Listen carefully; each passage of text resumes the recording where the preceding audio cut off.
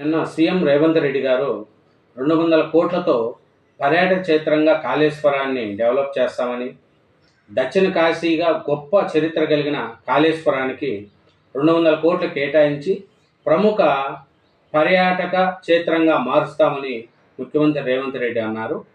దీన్ని master plan వేసుకోవాలని దేవాదాయ శాఖ మంత్రి సురేఖ గారికి, కార్యదర్శి శైలజ ఆయన రామయ్యర్లు మాస్టర్ ప్లాన్ చేస్తే 2027లో జరిగే గోదావరి పుష్కరాల లోపు పనులను పూర్తి చేస్తామని, కాళేశ్వరాన్ని ఒక పర్యాటక క్షేత్రంగా మారుస్తామని సీఎం రేవంత్ రెడ్డి గారు చెప్పారండి. ఇది సరస్వతి పుష్కర స్నాన అనంతరం రేవంత్ రెడ్డి గారు చేశారు.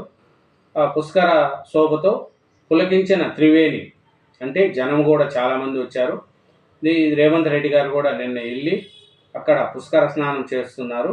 ఆయనతో పాటు మంత్రులు పొంగులేటి శ్రీనివాసరెడ్డి గారు, పొన్నం ప్రభాకర్ గారు, శ్రీధర్ బాబు గారు, ఎమ్మెల్యేలు సత్యనారాయణ గారు, ఆది శ్రీనివాస్ గారు వెళ్ళి సీఎం రేవంత్ రెడ్డి గారితో పాటు పుష్కర స్నానంలో పాల్గొన్నారు.